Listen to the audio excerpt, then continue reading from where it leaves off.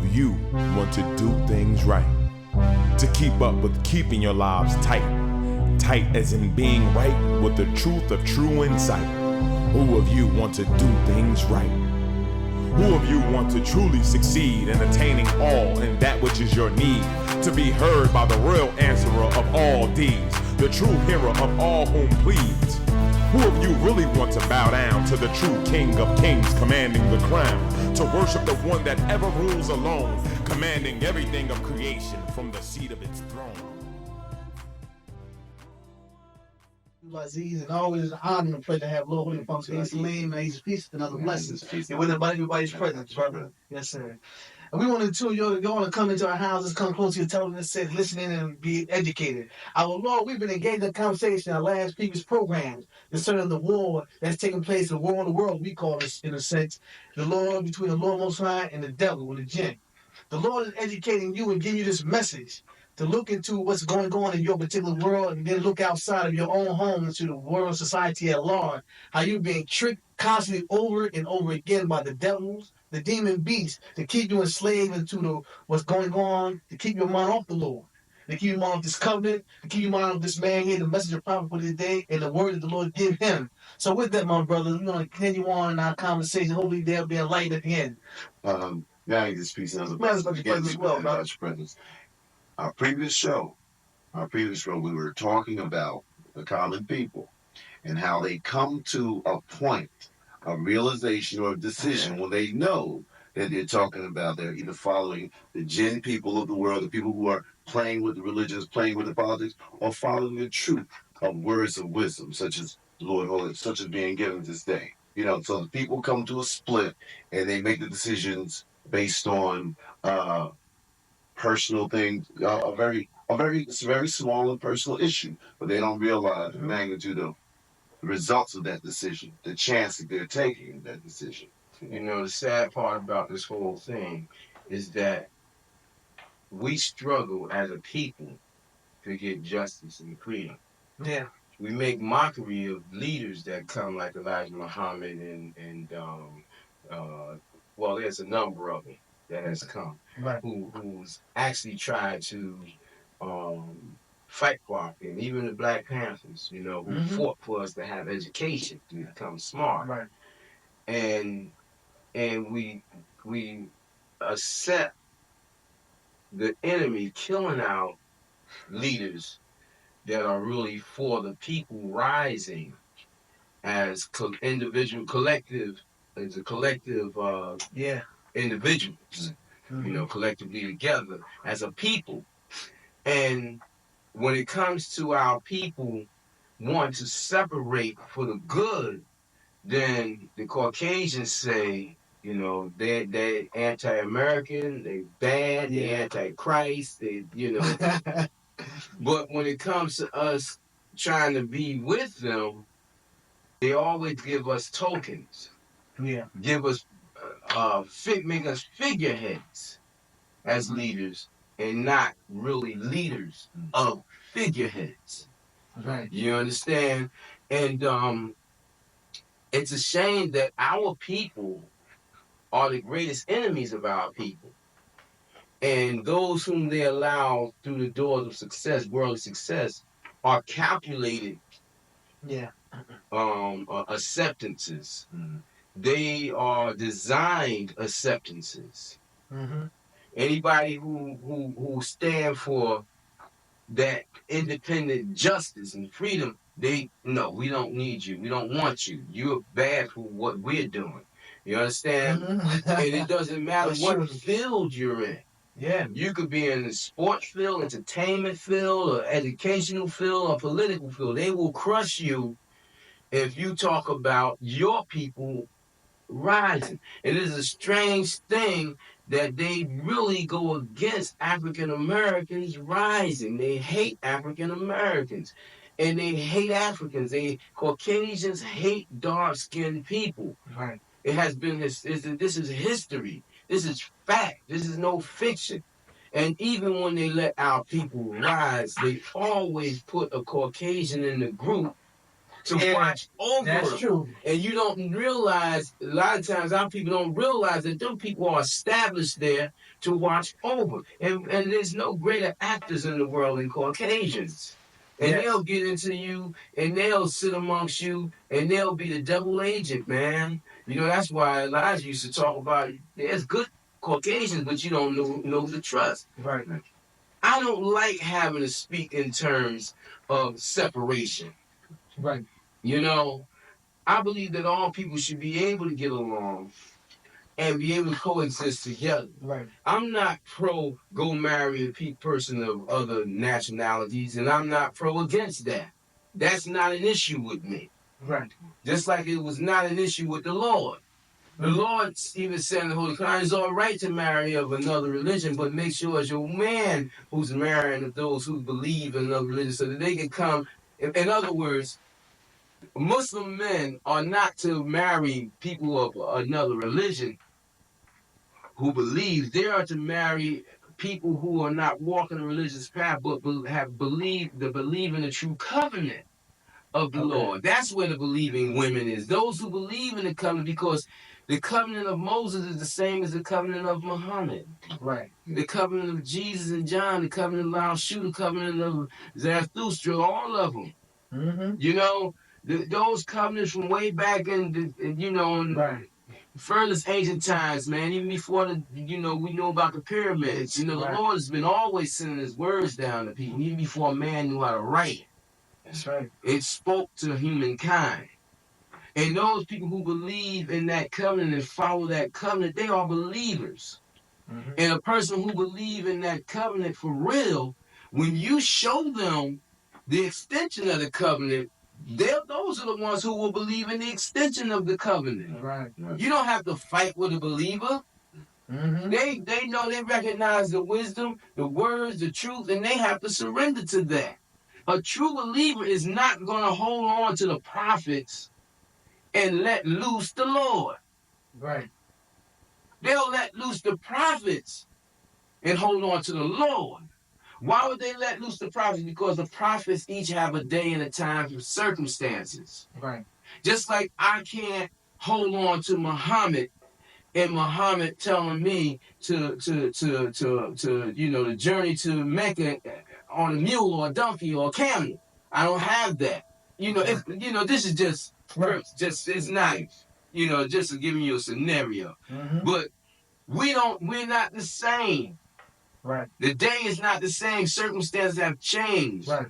You understand? The Lord knew that these circumstances was going to change. The Lord said, even through Muhammad, when that day comes, when God send their children out and they from the Caucasus Mountains, and they come down into the lands and be of the one-eyed Dajjal, meaning the person who can't see but out of one side. Mm-hmm.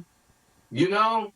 And when that day comes, when you'll be able to jump over a puddle over the ocean like you do a puddle of water. Mm-hmm. Talking about flying, man. Yeah. From Africa to the United States, United States to China or Japan. You know, Muhammad, the Lord gave Muhammad insight to know those things. Mm-hmm. You know, like you have mentioned people talking about prophets being crazy because they hear the words of the Lord. Right. And they say they're crazy, they hear voices. Yeah, Muhammad heard the voice that told him that the sea is split by the salt water and the clear water, and one will not transgress the other. And Jacques Cousteau found that out and said, whoa, I submit to Islam.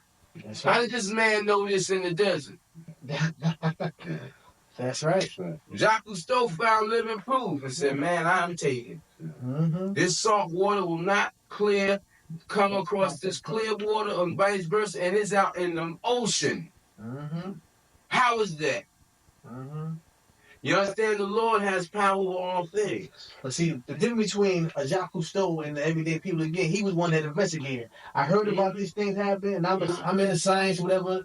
And the people that everyday living, they hear these words that I just giving you. They hear the word that these other people are saying, whether they're in politics or religion, or whatever field they're in. Mm-hmm. But again, they always go by the flash and the pan, what's going on. Well, you know who I'm waiting to see what he gonna do? Bill Gates. Bill Gates went and he accepted Islam. Mm-hmm. He accepted, and I'm quite sure he hasn't accepted the facade of Islam. He probably accepted the wisdom of Islam. Right. You understand? Because the man got money and he had power to get to certain information, and he probably had somebody brought information, so he opened things up and said, wow, I gotta go with this. Mm-hmm. Now I'm waiting to see if he's gonna be a friend of Islam or an enemy of Islam. If he's gonna support that hadithism where they going around killing people, in the wrong manner, or spreading false words about Islam, or is he gonna really be a helper for the cause of the day? This day and time of judgment, because see the enemy, the Dajjal, the stakes they have is high, and they went against him immediately against this the Windows thing or whatever. Oh yeah. That he have going on. What is it he has? Windows XP and all that. XP, yeah. Microsoft, the government immediately went against him. With that. And people are not aware of the high stakes of the jinn and how they fight on high levels and why they fight. Oh, yeah. All of a sudden, like this man running around, this man is free to make billions of dollars. And then all of a sudden, you can't do it no more. Mm-hmm. And then it creeps out. Bill Gates is a Muslim. Yeah. Bill Gates have accepted Islam. He ain't no terrorist, because if he was, they'd shut him down. That proves Islam and Hadithism is just as much different as Christianity that the Romans brought and Paul brought was from what Moses brought. That's true. They even tackle this young brother now, the young guy, Obama. Now they connected him now with the maybe Muslim background, because he's African. Okay. But he wipes from here. But they said because he put his hat in the presidential race now, and then because he's only been in Congress for 2 years as a congressman, or sends him every year. But now the attacks are really onslaughting him, because now he have a title, affiliation, whatever. That he might have been Muslim. He's a Muslim threat. Now, I saw the article and it said one thing. I don't know. I don't even know what you're talking about, because I ain't even involved in the world. I'm not even involved, but reading in the world, reading all these people, reading about these people about this guy, citizen from Illinois, black guy. Okay. Young black, yeah. Now they're taking him down. Yeah. Now you got a Muslim affiliation or background. So you mention Islam or Muslim, now automatically connected with terrorism. Well, anything the thing about it is that's the high stakes of the war, man. Right. They have made Islam seem to be a terroristic religion. And see, when I talk about Christianity being as different from what Moses brought, see, people got to understand. Right. Some people, when they hear Christianity or Jesus, they get crazy, man. They can't hear you, just like Muhammad. With brothers who hear you say, well, I'm the prophet, they can't hear you no more. They go crazy, man, and shut down. But you got to look at the Crusaders, the Christian Crusaders. That was Christianity. That's the right. Bloodthirsty Christians, Crusaders, who went around and became the Masons or whatever, that's the saints, or that's what they became. What they call them guys. What's that? Knights Templar. That was Christianity going around, killing up people and joining with the hashish brothers, the brothers who smoked the hashish, the Muslims, which they got the word assassins from. Hashish assassins, they got assassins from the hashish smokers, and they joined with them, and they was going around just killing up people. That was Islam and Christianity joining together back then. At a different level. But people don't understand. They think that the religions are as they see them in their own mind.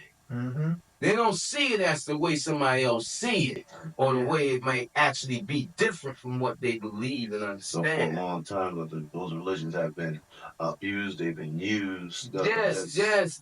When Constantine took the books of the Bible and put them together, and then it was approved by King James or whomever, those books were selected, and the other ones was put out, man, because you had other disciples who had books, and spoke and had history and letters and stuff like that there. Aside from that John Paul, you know what I'm saying? And but they took what would help their cause to control the people, man. That thing was done 300 years after Jesus to control people, and they've been controlling the people ever since. And who in their right mind cannot see that the Pope and the people of Catholicism is described in the book of Revelation. You could easily say, okay, well, maybe the first beast ain't the Jews and the first beast ain't the Christians. But after we explain those, we explain those things, it should come clear to you. Right. Well, how can you miss the only people who will be decked in jewels and scarlet, right, and sit on the throne and had a goblet, the golden mug, and passing around the stains of the blood of the saints? That's right. How could you not see that that's them? Now, what you just said with the Holy Apostle is true, because as you mentioned about the book that they kept out the Bible, many people don't know that Revelation almost didn't make it in there. It almost didn't make it. The only reason it made it in there because it's a will for it to be in there, and it made it so that they did not understand it. And then to top that off, it purposely put confusion in there and told you that when the day comes, one will come to loose what it had sealed up, to open what it had sealed up in the book of Revelation, to make things clear for you for this day, not for yesterday. That's this day. Mm-hmm. And that's what I have done. That's what the Lord have given me, the opening of that book.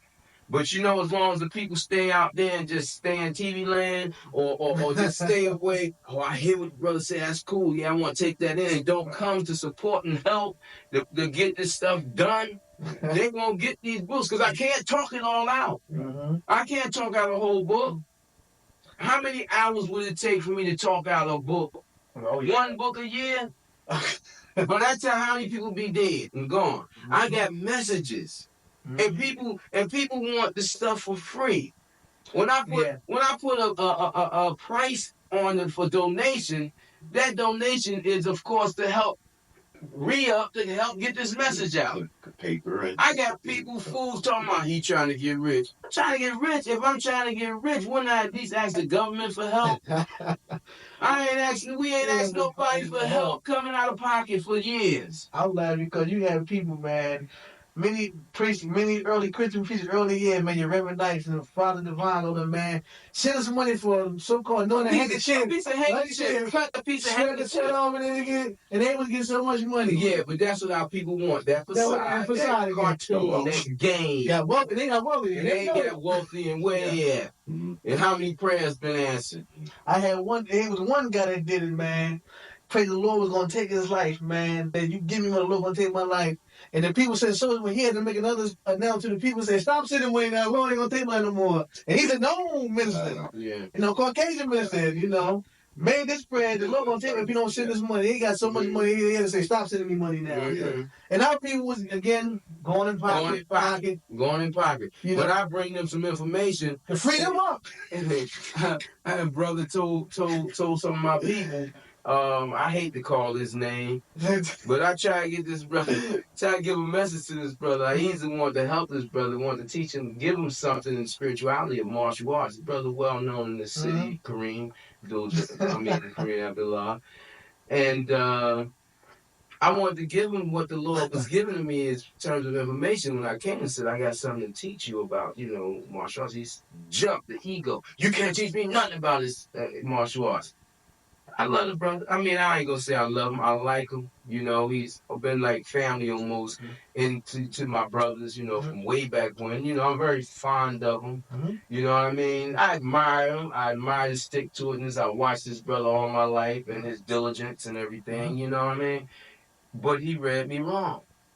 His ego came out. Right. And then what the Lord was gonna give him in spirituality, the Lord took it back. And said, no, I'm not going to give this to him because he cannot respect my messenger.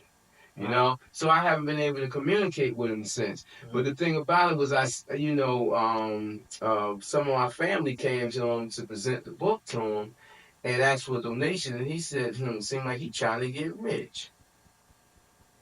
And the thing about it is that they think that they can't realize. If I was trying to get rich with all these people who would come to see me fall, we've had people in our community, their aim was to come and take me out. Yeah. I could call name after name after name. Mm-hmm. If that was part of the issue, wouldn't that have been made known? Oh yeah. You know what I'm saying? But the thing, yeah, of course. If that was the case after 27 years and going on 28 years, would I be sitting up in a little makeshift studio like this here? That's right. With a video camera instead of a real camera in the studio in the building. I'm not that dumb. That's right. You know, I went away from making money. You understand? Lord took me away from a good job where I'd be making over $80,000 a year and brought me to this. You understand what I'm saying? The people aren't. They don't want to. These people don't want to believe. They don't want the truth.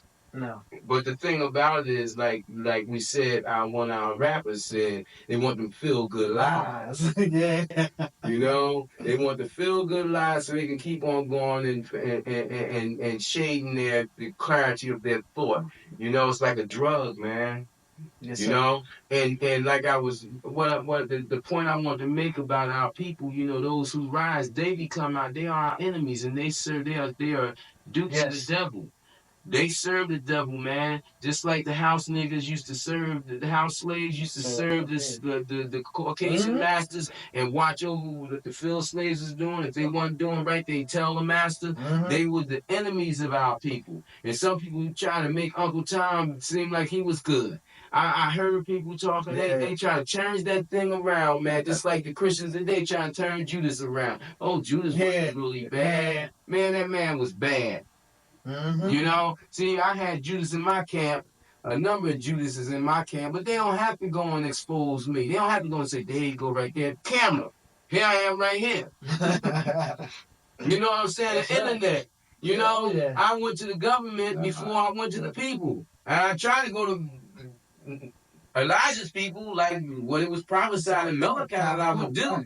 But then the government jumped on me. They're agents. You know what I'm saying? And I'm like, whoa, okay, it's on now. All the Caucasians coming to my house and trying to terrorize my family. You know, I said, it's on now. And the funny thing about the people you mentioned that's on Chicago, here you are looking like them. They should have been the first to say, look here, brother, I can't get with you. They should have said, let him come through. Let him come through. He's saying that he has the book. He's saying that he's the man. He's saying that the government is doing him wrong. They trying to hurt his family. They doing it. Well, if Farrakhan is so about, you know, like protecting, I told him that what was going on with me. But he ain't say, okay, let me help. But I hear him saying on this internet, I ain't afraid of the government. I'm a free man. I'm this, I'm that. I'm not afraid. I go anywhere I want. I say what I want and so forth and so on. But why you ain't want to help a little brother? Your little brother came and said, look, I'm like you. And they coming after me. I want to pass this word on to you. He wouldn't even hold court to even hear what I had to say. So how could he be one representing the Lord Most High? You know, just like I say, you know, okay, I invite you to come and hold a forum. You know, bring your proofs, you know, and prove me wrong. And let the public know about it. Let's do a public forum. If somebody established that, how can I say no? I put it out there. How could Farrakhan say no, I won't say him? Because nobody in Newark knows him. Right. What kind of excuse is that? We investigated you while you've been here this week. Nobody heard. Of course. You ain't heard. You heard about one to come, but nobody don't know me. Right. I got to go get the approval of the devil, the government, and the people, and the downtrodden people got to come with me for you to give me. In other words, I got to become famous in the circles of the world where I am important to some people, a group of people where you might see some advantage if you listen to me to join me, take on my people. But because nobody know me, you don't want to, you can't hold court. What? I'm coming in your place with guns, with a bomb wrapped around me. You understand what I'm saying? The mighty nation of Islam, he was so disgraceful. I was so ashamed. I'm like, this is what it is falling to. He's supposed to be the man of the people. He was the man. That's what I'm saying. That's the man. And I felt sorry for him for 20-something years, sympathizing with him. But after that, going down there back in 95, I could not. I said, that's it. You know, I can't find no excuse for this man. That's right. You know, I understand him saying that he feared the messenger of Allah. Now he want to retract that. I don't fear no man. And I'm not here to be feared. Yeah, he said. It's the Lord that's with me that you should fear. And if you don't fear Allah, Mr. Farrakhan, you a fool. Mm-hmm. And I'm telling you, Allah is with me. Now, did he really believe in Elijah, or have he become a servant of the jinn? Have he become a servant of the devil? Have he become an enemy of our people? Huh? Have his ego and desire to lead and be famous, have that overruled his desire for freedom, justice, and equality for our people? I don't care how much he perform, I don't care how much emotions he throwing, and he got the gift of God, but he ain't gonna be able to say a goddamn thing when he go to the Lord of the throne. Where it said his ears now sealed. Are they? Yeah. Yeah. Are they? And pardon my language, people, but you know, God is the thing of y'all world, y'all expression, and damn is a thing of the Lord's. That's right. It's real. It's real. You put it together. You gotta make like it's a bad word. It ain't no bad word. You know, that's the devil. The devil don't want you to say damn and hell. They know that that's where they going. That's what's up with them. You know? You mentioned one of the things we talk about a lot of times, dealing with the emotionalism. Our people are always thinking about emotion. Yeah, they thinking about you preach a good and good Farrakhan got that gift of gab, and he whoa. That's why when Malcolm was going down, they said, well, we ain't worried about Malcolm. We got one better than Malcolm. Right. He's a better displayer, entertainer than Malcolm. You know, he always was that. He had that going on, but when it came to digging into the Caucasians and what was really going down, and I don't know, I ain't seen nobody touch Malcolm yet. Yeah. You know, and I tell you, I don't think I can get up there and stand with Farrakhan or Malcolm when it comes to the flamboyance of Farrakhan, you know, putting on that show and posing and getting into the statistics and stuff like what Malcolm was doing, you know. But when it comes to the Lord speaking through me, neither of them can touch me. Can't get on the platform. Huh? Can't stay on the platform. See, I ain't taking no claims or nothing. I'm less than them, but I'm nothing. The Lord, that's everything. That's all. You know? And see, in my opinion, that's the thing that the minister was concerned and afraid of. Yeah. And evidently he had something to hide. You know, because every man knows himself. Right. You know, and I was disappointed because there was no way in my mind could I think before going there that this man would duck me or his people would keep me from seeing him. Right.